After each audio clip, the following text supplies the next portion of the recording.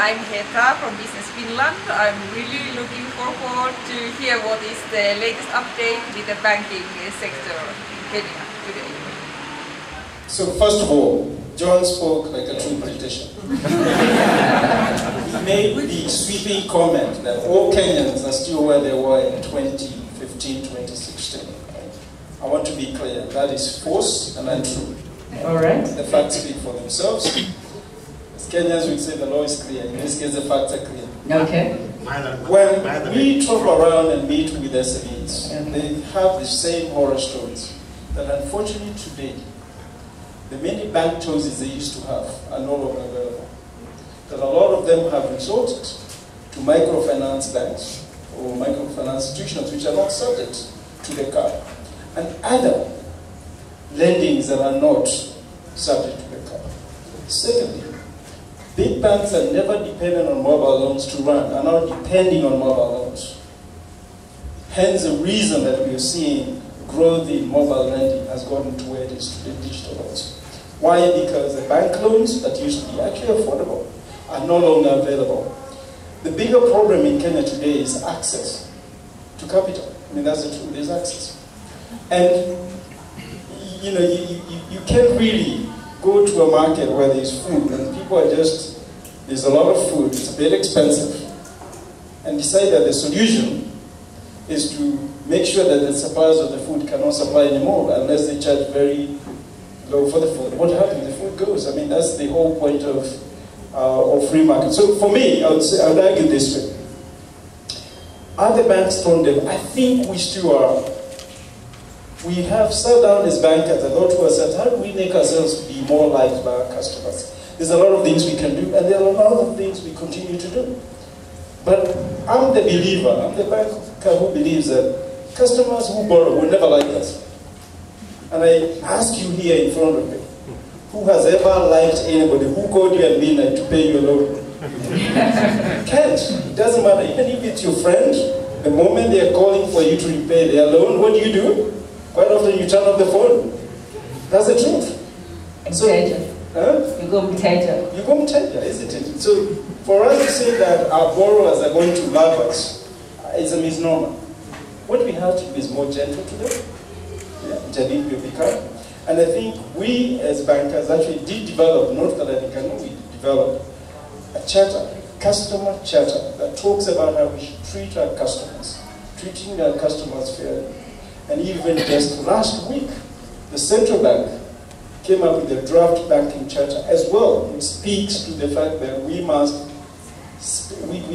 respect our customers, try to segregate them based on risk ratings, so that when we lend to one customer, it's not the same rate that we use for every customer who walks through the door, making sure that we understand our customers better. So I think efforts are there. There are ways to get us there, where you can get the understanding, as opposed to the liking. I don't think the liking is ever going to happen.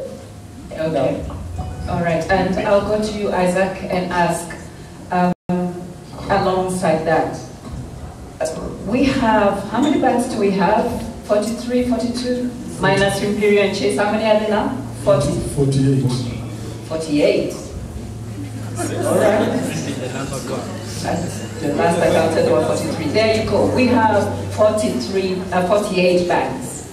And if we have 48 banks, why don't we see rates that are as varied as the number of banks, or at least some variation in that, even before the rate cut? We all seem to concentrate on the higher end, and you would think with all these institutions providing the same solution, there would be a bit of competition.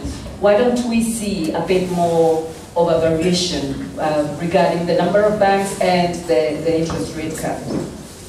Why don't we, as customers, why are we almost led to believe that there might be some collusion with the banks? Yeah, I went there. I like the word collusion because I can't remember the last time I called John to discuss pricing. And Martin, we did right outside, didn't we? And Martin, who was in the market also for a long time, cannot remember any conversation around pricing. And so I think that it's an interesting market, and I think that as philosophical as John was about the questions to pose out there, I think that I always start looking at banking from the perspective of what's really the purpose. And oftentimes I advise my board and even my shareholders that I see ourselves as a provider of security first. Okay. And what do I mean by that? Essentially, to provide a secure location where people who have the trust in the organization or the institution can basically keep their wealth securely as a starting point. Lending then becomes an incidental thing, which then hopefully should happen to support economic activity. And so if you think about the point John made earlier on, the people who borrow are not the same people who actually place deposits. Very, very different people. The borrowers 90% of the time will not have substantial deposits with the bank, but they provide through payment systems and payment processes. They basically facilitate activity in banking, which ensures that payment systems which are established and function are meant to function properly. So they're important from a banking point of view. But I think that for me, if there's somebody who's important in the industry for me, it has to be the depositor first. And which is why you find that from a regulatory perspective, depositors are protected. Borrowers are not protected. Not as much. Not as much, yes, yeah. So that I think is something to always bear in mind when you look at banking. I think the other question you pose is why does it appear as if there is, should I say, a cartel kind of relationship between the banks? Between banks. I think that there's definitely concentration, such that the top 10, let me say probably 12 banks in the market control in deposit terms probably 80% of all the deposits in the market. And also, there is 90%. It's not 90%. How much? 80%. How much is it? It's 80%. 80%. Yes, okay. And lending would possibly be about 85% of lending in the market.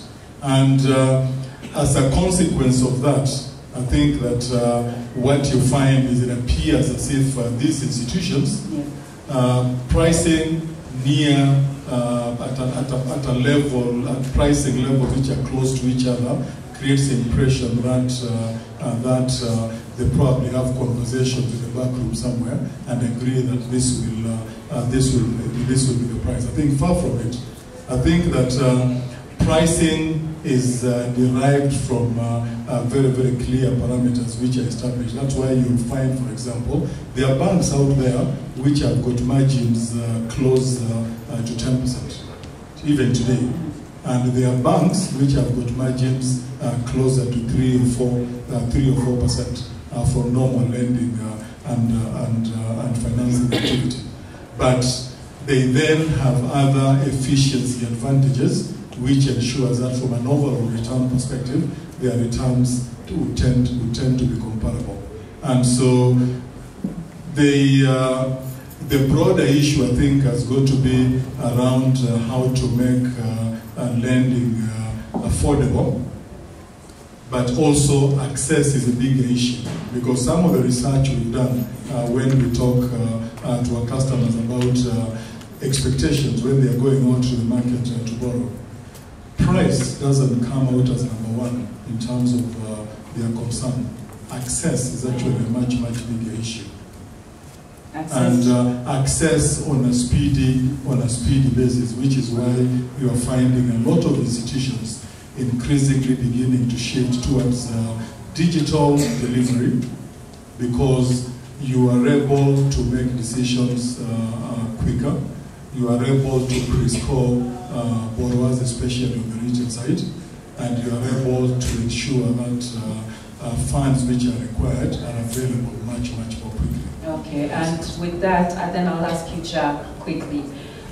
Would it help if, because there's the 7% that we should give to depositors, and then there is the 14%, which means that the name is rather small. Would it help the situation if there wasn't also a cap on the 7%? Do you think? I want to touch on two things. I think with John Louis saying, we need to grow the manufacturing sector, right? And the manufacturing sector can only grow when there is an extension of credit, right? So I think we need to be a balanced found about what is required to grow the manufacturing sector and the return for the banks on the investment into the manufacturing sector. You also mentioned that there are 48 or 43 banks, and I think everybody agrees that the country is heavily overbanked, right? Particularly if you have a concentration of deposits and loans with, let's say, 10 to 12 banks up to 80–85%. The question is, what are all the other banks are doing, right? I think when you saw it when Chase Bank and Imperial Bank were taken over Central Bank for different reasons, that people keep money in institutions of that nature because they pay higher interest rates, right? And that brings you back to a very basic rule in banking, that if somebody overpays on a product, they're in need of that product. Then the question should be asked, why are you overpaying, right? And I think it's probably a human being's instinct. It's greed, right? You want to place your money where you get the highest return, but you forget very conveniently about the risk. Your question about should we cap deposit rates, right? I think it all depends on, it's a market-driven principle, right? Banks will pay for deposits when they need the deposit, right? You need deposits to lend. If you can't lend because you don't make the returns, why would you take deposits? What are you going to do with it? And you have to pay the 7% or whatever it is, right? So that's why I believe that, if you open it up, right,